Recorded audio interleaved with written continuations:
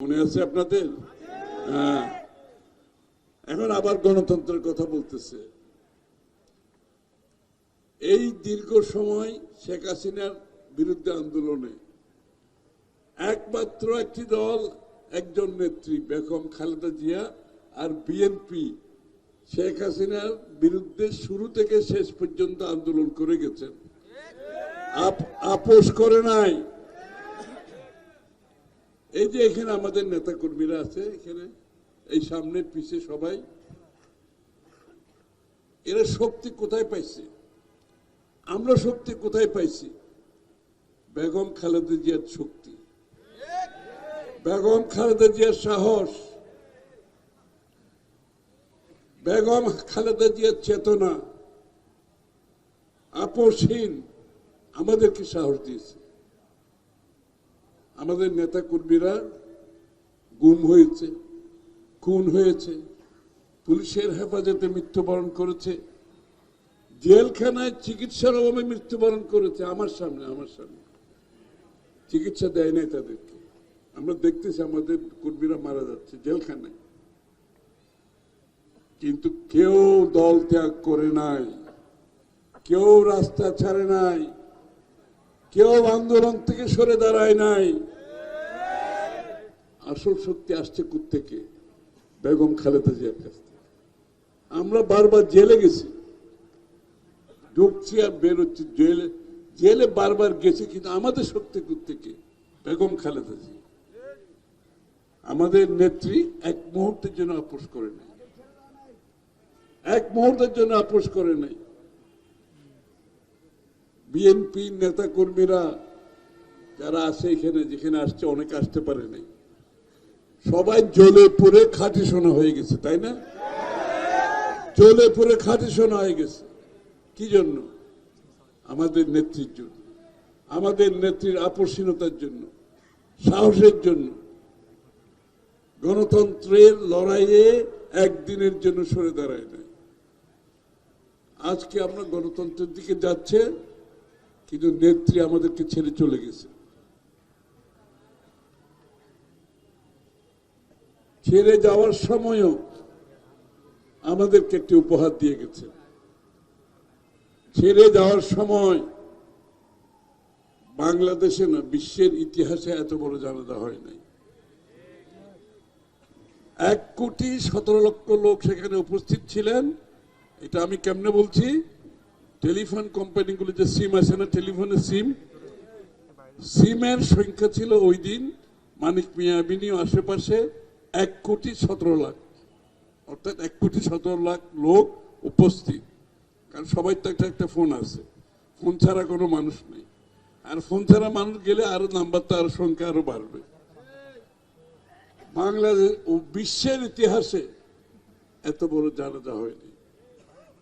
সারা বিশ্বের রাজনৈতিক নেতৃবৃন্দ ঢাকায় ছুটে এসেছে।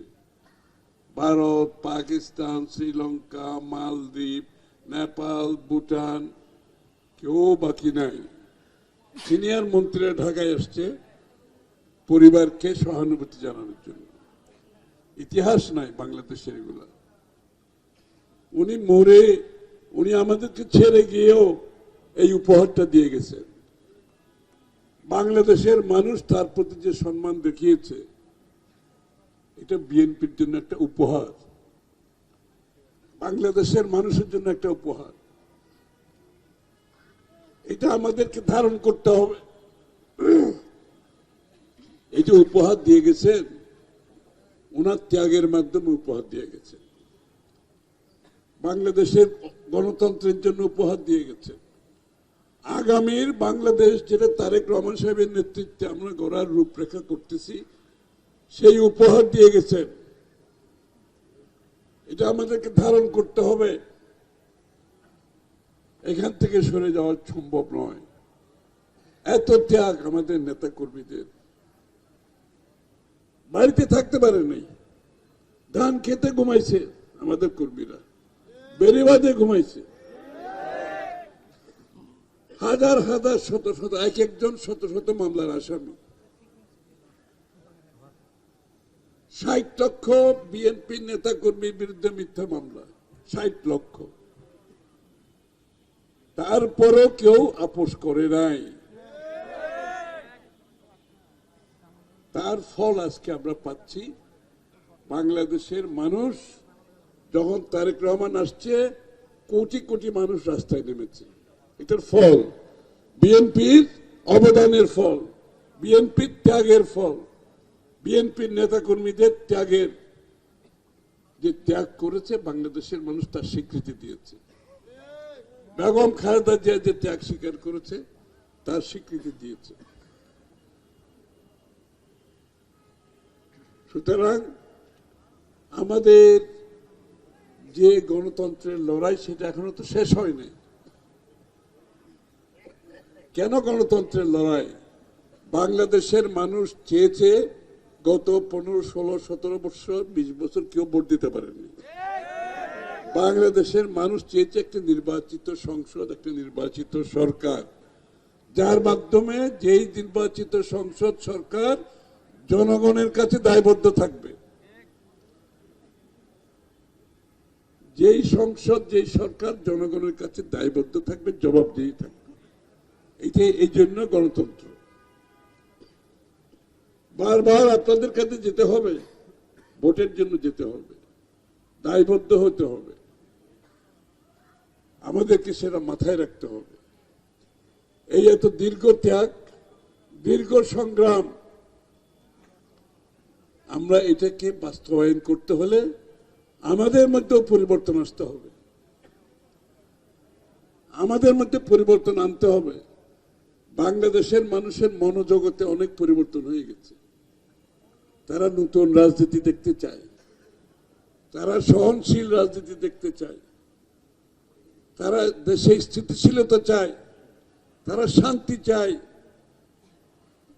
তারা কর্মসংস্থান চায়, চাকরি চায়, তাদের ছেলে মেয়েদের লেখাপড়া করাতে চায়, তাদের স্বাস্থ্য সেবা চায়, যেগুলো বিএনপির আগামী দিনের কর্মসূচি। অন্য দলের সাথে আমাদের দ্বিমত থাকলেও আমরা কোনো সাংঘর্ষিক প্রতিহিংসামূলক রাজনীতি করব না। বিএনপি আমরা শান্তির রাজনীতি চাই। এই কথাগুলো বাংলাদেশের পরিবেশ যদি ফিরে আনতে না পারি, তাহলে শেখ হাসিনার বিদায় করে লাভ কি? এটার একটা ফল তো মানুষকে পেতে হবে। বাংলাদেশের উন্নয়নের সুফল বাংলাদেশের প্রত্যেকটি মানুষকে পেতে হবে। একটা গোষ্ঠীর কাছে সুফল যাবে, পৃষ্ঠপোষকতার সেই অর্থনীতি বাংলাদেশের মানুষ চায় না। আমাদের অর্থনীতি যদি ভালো করে, দেশ ভালো করলে এটার সুফল প্রত্যেকটা মানুষের কাছে যেতে হবে। এই অর্থনীতিকে আমরা বলছি কি, রাজনীতিতে খালি গণতন্ত্রায়ন করলে হবে না, অর্থনীতিকে গণতন্ত্রায়ন করতে হবে। অর্থাৎ বাংলাদেশের মানুষ এই অর্থনীতিতে অংশগ্রহণ করার জন্য লেভেল প্লেইং ফিল্ড সৃষ্টি করতে হবে, সবাই যাতে অংশগ্রহণ করতে পারে। এই অর্থনীতি ভালো করলে তার সুফল প্রত্যেকটি নাগরিকের কাছে যেতে হবে, একটা গোষ্ঠীর কাছে না। আমরা যে পরিকল্পনা করেছি, এই পরিকল্পনা এটাই হচ্ছে আগামী দিনের অর্থনীতি, এটাই হবে রাজনীতি। প্রত্যেকটি মানুষের কাছে সুফল যেতে হবে, রাজনীতির সুফল যেমন যেতে হবে, অর্থনীতির সুফল যেতে হবে। এটাই আগামী রাজনীতি। প্রতিটি অঞ্চলে আমরা 1,18 মাসে 1 কোটি কর্মসংস্থানের কথা বলেছি। বিএনপি দেশে চাকরি, বিদেশে চাকরি এবং আত্মকর্মসংস্থান। সবাই তো চাকরি করার দরকার নাই, আমরা আত্মকর্মসংস্থান চাই বেশি বেশি, যাতে নিজে আয় করতে পারে। সবাই কেন চাকরি করবে? যারা নিজেরা পারবে না তারা চাকরি করবে। মহিলা তো বেশি দেখতেছি না, 3 জন না 4 জন। কই বাকি মহিলারা? কই চলে গেছে? আচ্ছা, তাদের খবর পৌঁছাই দেবেন। ফ্যামিলি কার্ড জানেন? ফ্যামিলি কার্ড কি? বাংলাদেশের ইতিহাসে কোনোদিন হয় নাই, পাকিস্তানের ইতিহাসে হয় নাই। প্রত্যেকটি পরিবারের গৃহকর্ত্রী, আপনাদের যারা বিবি গৃহকর্ত্রী, প্রত্যেককে একটা করে ফ্যামিলি কার্ড দেওয়া হবে ইনশাআল্লাহ। 2,500 টাকা পর্যন্ত তার অ্যাকাউন্টে সে খরচ করতে পারবে প্রত্যেক মাসে। এই টাকা তার জামাইকে দিতে হবে না, তার ছেলেকে দিতে হবে না, মেয়েকে দিতে হবে না, কারণ ওরা তো নিজেরা আয় করতেছে। যিনি ঘর পরিচালনা করছেন তার বেতন কে দেয়? কেউ দেয়? তাইলে ওনার বেতন লাগবে না? তাইলে ওনার ক্ষমতাটা কোথায়? উনি সারাদিন সারা ঘর ঠিক রাখতেছে, রান্না বান্না করতেছে, খাওয়াচ্ছে, পরিষ্কার করছে, ছেলে মেয়েদের স্কুলে পাঠাচ্ছে, ওনার বেতন কই? নাই। তারেক রহমান সাহেব আগামী দিনের এই যে ফ্যামিলি কার্ড ওনার হবে, উনি 2,500 টাকা ওনার ইচ্ছা মতো খরচ করবে। ইচ্ছা করলে ওনার হাজবেন্ডকে দিতেও পারে, সেটা ওনার ব্যাপার, ছেলে মেয়েদের দিতেও পারে, কিন্তু এটার মালিক কিন্তু উনি আর কেউ না। এটা হচ্ছে মহিলাদের ক্ষমতায়ন, মহিলাদের সম্মান দেওয়া। যে মহিলা ঘরের সব দেখাশোনা করছে তার কোনো বেতন নাই, তার কোনো মূল্যায়ন নাই। এই কার্ডটা এই জন্য করা হয়েছে, প্রত্যেকটি ঘরের কর্তৃক, গৃহকর্তৃক এই কার্ড পাবে, সে তার 2,500 টাকা পর্যন্ত খরচ করতে পারবে। তার এটা অনেক বড় সম্মান। কিন্তু মহিলাদের কাছে খবর পৌঁছাই দেবেন, কিন্তু ঘরে ঘরে এই খবর পৌঁছাইতে হবে। সরকারের 12,000 কোটি টাকা আমরা আলাদা করে রাখছি এটার জন্য, 12,000 কোটি টাকা। এই টাকা প্রত্যেক মাসে গৃহকর্ত্রীরা পাবে ইনশাআল্লাহ। ফার্মাররা পাবে, কৃষকরা পাবে কৃষি কার্ড, ফার্মার কার্ড পাবে, কৃষক পাবে তার ফার্টিলাইজার, সার, খরচ টরচের জন্য। এবং প্রত্যেকের বিনামূল্যে স্বাস্থ্যসেবা, প্রাথমিক স্বাস্থ্যসেবা বিনামূল্যে। ওখানেও তো প্রত্যেকটা পরিবারের 2-3 হাজার টাকা, 5,000 টাকা বেঁচে যাবে না? বিনামূল্যে স্বাস্থ্যসেবা বাঁচবে না? এই টাকা তো পকেটে থাকবে, বিনামূল্যে চিকিৎসা পাবে। এটার জন্য কারো বাড়িতে যাওয়ার দরকার নাই, কোনো সরকারি কর্মকর্তা, আপনি চিকিৎসা করবেন, বিনামূল্যে পাবেন, আপনার লোক থাকবে এখানে প্রতিটি এলাকায়। আমাদের শিক্ষা ব্যবস্থায় পরিবর্তন আনতে হবে, কারিগরি শিক্ষা বেশি বেশি করতে হবে। সবাই বিএ, এমএ, পিএইচডি করার দরকার নেই তো। চায়নাতে 60% লেখা, ম্যাট্রিকের পরে 60% ওরা ভোকেশনাল স্কুলে যায়, ইলেকট্রিশিয়ান হয়, প্লাম্বার হয়, কার্পেন্টার হয়, মেশন, ঘরের কাজ করার হয়। এদেরকে যখন আপনি প্রপার কারিগরি শিক্ষা দেবেন, এখন যে 5,000 টাকা বেতন পায়, 20,000 টাকা বেতন পায়, সেটা 50,000, 1 লাখ টাকা বেতন হবে দেশে বিদেশে। এই শিক্ষা আমরা বাংলাদেশের প্রত্যেকটা অঞ্চলে যাবে ইনশাআল্লাহ। গ্রামে গঞ্জে কামার কুমার যারা আছে, যে যা করে, এদেরকে আমরা স্বীকৃতি দিয়ে, এদেরকে ঋণ দিয়ে, এদেরকে ডিজাইনার বানাই দিয়ে, এদেরকে ব্র্যান্ডিং করে আপনি অনলাইনে বিক্রি করতে পারবেন। অনলাইনে বাড়িতে বসে তৈরি করে অনলাইন। সুতরাং এই সমস্ত আমি বলে শেষ করতে পারবো না। এখানে মিলাদ মাহফিলের থেকে বেশি বলার দরকার নেই, দোয়া মাহফিল তো, এটা বেশি রাজনীতি করার দরকার নেই। মৌলিক 2-4টা কথা বললাম আমি। এগুলো আমাদের ইনশাআল্লাহ প্রত্যেকটি মানুষের জীবনযাত্রার মান উন্নয়ন আমাদেরকে করতে হবে। মানুষ প্রত্যাশা কিন্তু অনেক। বাংলাদেশের অর্থনীতি খুব খারাপ জায়গায় নিয়ে যাওয়া হয়েছে। এখন গরিব বেড়ে গেছে, চাকরি হারাইছে, আপনি প্রত্যেক দিন চাকরি চলে যাচ্ছে। এইটাকে আমাদেরকে ফিরে আনতে অনেক কষ্টের কাজ, কিন্তু আমরা পারবো। বিএনপি আগেও করেছে, আপনাদের মনে আছে? ইপিজেড কে করেছে? বিএনপি না? কর্ণফুলী ইপিজেড কে করেছে? বিএনপি না? এই যত শিল্প কারখানা দেখতেছেন কে করেছে? সব তো বিএনপির করা। বিগত দিনে করলে আমরাই করতে পারবো, আর কেউ করতে পারবে না ইনশাআল্লাহ। আগামী দিনে হাসপাতাল হবে, ওয়াসার পানি হবে, এগুলো কোনো বিষয় না ইনশাআল্লাহ। এগুলো চিন্তা করেন না আপনারা, এগুলো হবে। আমি প্রত্যেকটা মানুষের জীবনযাত্রার মানের কথা বলতেছি। হাসপাতালও হবে, হাসপাতাল না হলে বিনা পয়সায় চিকিৎসা করতে হবে, ওয়াসার পানি হবে, সব হবে ইনশাআল্লাহ। কারণ আমাদের আগামী দিনের বাজেট মেগা প্রজেক্ট করব না। আমাদের আগামী দিনের বাজেট বিনিয়োগ হবে বাংলাদেশের মানুষের জীবনযাত্রার মান উন্নয়নের জন্য। প্রথম খরচ করবো ওই জায়গায়। এই যে ফ্যামিলি কার্ডের কথা বলতেছি না, এই 12,000 কোটি টাকা আমরা আলাদা করে রেখে দিচ্ছি অলরেডি এই কার্ডে। আরো যেগুলো বাংলাদেশের মানুষের জীবনযাত্রার মানে, যেখানে ওই জায়গায় বিনিয়োগ হবে। মেগা প্রজেক্ট আমরা করব না, মেগা প্রজেক্টের দরকার নেই। বাংলাদেশের বিল্ডিং রাস্তাঘাট যা আছে এগুলো অনেক ভালো আছে। আমার মানুষের জীবনযাত্রার মান প্রত্যেকটি ফ্যামিলির আয় বাড়াইতে হবে, তারা যাতে তাদের জীবনযাত্রার উন্নয়ন হয়, যাদের ছেলে মেয়েরা লেখাপড়া করতে পারে, চিকিৎসা পায়, ভালো চাকরি পায়, ব্যবসা করতে পারে। এটা হচ্ছে মূল। নাগরিকের প্রথম সেবা না দিয়ে আমি বড় বড় বিল্ডিং করে প্রজেক্ট করে মেগা প্রজেক্ট করে বিদেশে টাকা পাচার করে দেব, এই রাজনীতি আর হবে না বাংলাদেশে। ওই টাকা পাচারের উন্নয়ন এখানে হবে না। উন্নয়নে ব্যয় হবে মানুষের উপরে, প্রত্যেকটি নাগরিকের সুবিধার জন্য উন্নয়ন হবে। এখন ওখানে ওইদিকে আমরা যাচ্ছি ইনশাল্লাহ। আপনারা দোয়া করবেন, আমার নেত্রীর জন্য দোয়া করবেন, যিনি আমাদেরকে উপহার দিয়ে গেছেন। বিএনপি এক উপহার দিয়েছিল জিয়াউর রহমান সাহেব, বাংলাদেশকে বাকশাল থেকে বহুদলীয় গণতন্ত্র উন্নয়নের মাধ্যমে দেশের পরিবর্তন খাল কাটা। আর আমরা চাই বাংলাদেশের মানুষকে সাথে নিয়ে উন্নয়ন। সরকার একা কাজ করতে পারে না, তো পারে? জিয়াউর রহমান সাহেব যখন খাল কাটতো সারা বাংলাদেশে, সমস্ত গ্রামের মানুষ যেত না ওখানে? হ্যাঁ, উনি কি কাউকে ডাকছিলেন? কাউকে বেতন দিছিল? কাকে পয়সা দিচ্ছে? মানুষ কেন গেছে? মানুষ উন্নয়নের অংশীদার হইতে চায়, দেশকে ভালোবাসলে উন্নয়নের অংশীদার হইতে চায়।